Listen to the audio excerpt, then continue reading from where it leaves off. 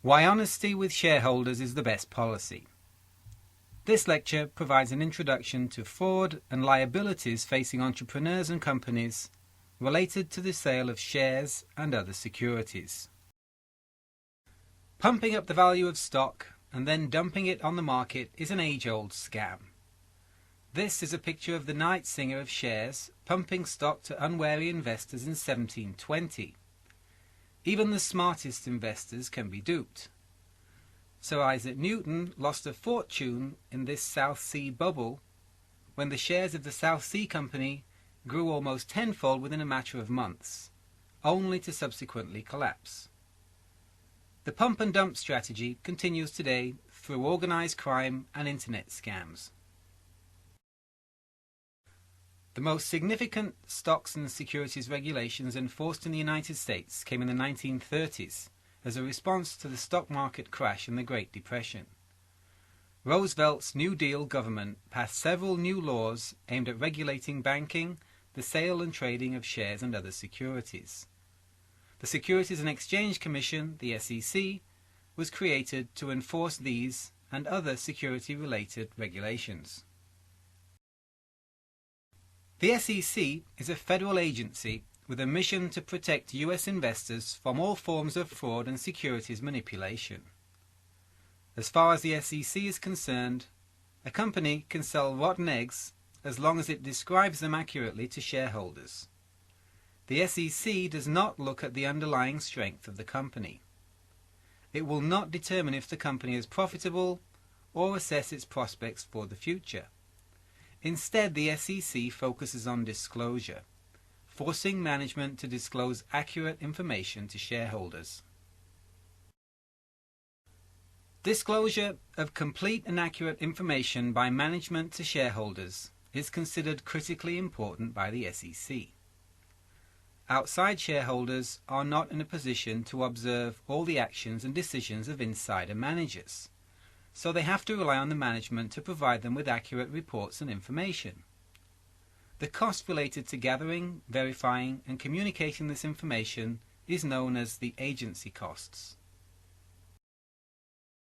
There are various schools of thought regarding how investors respond to information. Some believe that the market share price is only a rough estimate of the company value, and the capital market is not very efficient at translating the information into accurate share prices. Others believe that the share price of any company reflects all the information in the public domain.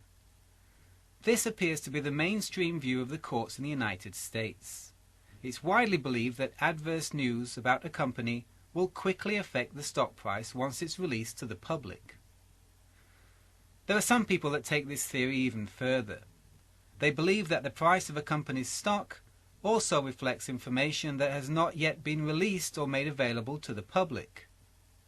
Advocates of the strong version of the efficient capital market hypothesis believe that the price of shares traded on the exchange incorporates information that is only known to companies' insiders. The way markets react to news and information is important in understanding the policies of the SEC and the way the courts operate in the United States. Public companies, those that trade on the major exchanges and are required to report by the SEC, are subject to a number of regulations requiring them to disclose and be truthful in their disclosures to investors. Each reporting company has to file annual and quarterly reports containing financial and other management information. In addition to the statutory periodic reports, public companies also have to release any news to investors that would be considered material.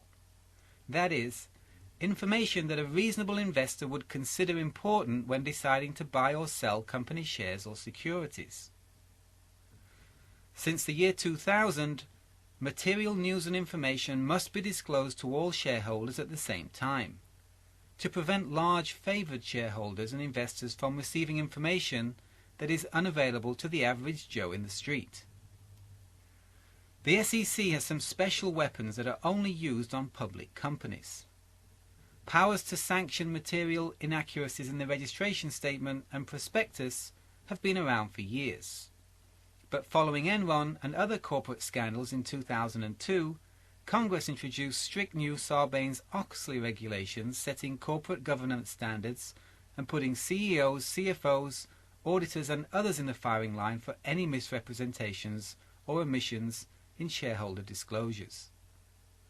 With the prospect of 20-year jail terms and huge financial penalties, there's never been a better incentive for management of public companies to be truthful in disclosing information to shareholders and the public at large. Let's turn to private companies. These are generally small businesses closely held by small numbers of shareholders or partners. Private companies are still governed by SEC rules. Management is still required to report accurately to shareholders. The federal 10b-5 anti-fraud weapon is often used against private companies and its management. State rules also apply, as companies are created by and governed by the state. Management acts as an agent to the shareholders and has a duty of loyalty and a duty of care. The business judgment rule doesn't protect management from answering in court for fraudulent disclosures to shareholders. A private company also has contractual obligations with its investors that need to be taken into consideration if management wants to stay out of court. Fraud is nothing new, and laws to combat fraud have been around for years. An intentional deception resulting in injury to another is punishable as a crime. Also, any person injured by the fraud can bring a civil suit, known as a tort, and demand damages as compensation. But to prove fraud under these old common law rules, you have to show that the fraudster knowingly provided false information with the intent to deceive. You also have to show that the injured party, often a person or company losing money as a result of the fraud, relied on the false information. So the old common law fraud standards have been supplemented by newer rules that are easier to prove and certainly easier to enforce by the SEC. The most commonly used weapon when it comes to corporate fraud is known as 10b-5. 10b-5 is broad in that it applies to private as well as public companies, and anyone involved in the sale of the securities can be held liable. This includes company officers, auditors, bankers and brokers. In fact, the person with the deepest pockets can be forced to pay the whole judgment. A 10b-5 case can be brought by a private shareholder as well as the SEC and the Justice Department. You may have noticed that many such cases are brought as class actions, with many shareholders joining together in a single case against the company. The damages and penalties awarded in a 10b-5 case are unlimited, but they are usually calculated to allow shareholders to recover the losses they incurred as a result of the fraud. 10b-5 strikes fear into many corporate managers as the losses and resulting judgments can be enormous. Inaccuracies or omissions in the registration statement, the document filed for approval by the SEC before shares are sold to the public, triggers Section 11 liability, and this results in the whole deal team being forced to refund the losses made by investors at the public offering. The company, managers, directors, bankers, auditors, everyone on the team, except the lawyers, that prepared the registration statement can be held liable and forced to refund the difference in the price paid by shareholders and the real value of the securities at the time of the sale as determined by the court. A material inaccuracy or omission in the registration statement is all the court needs to impose these penalties. No showing of intent, reliance or deceit is necessary. The only escape from liability is if a member of the deal team is able to prove that he or she conducted due diligence involving a reasonable investigation and the inaccurate statements were hidden in the audit or specialist's expertise section of the registration statement. Fraud in the prospectus. The information that is provided to shareholders when the securities are sold can result in the company, the bankers, and others involved in selling the securities being forced to rescind the whole sale and refund all the money raised from the investors. It doesn't matter whether the investor actually read the prospectus or not. the fact that it contained a material misstatement or omission is usually enough to trigger a full refund of the money raised in the offering. So, there are some very good reasons for managers to be truthful when disclosing information to investors. Inaccuracies can be very expensive.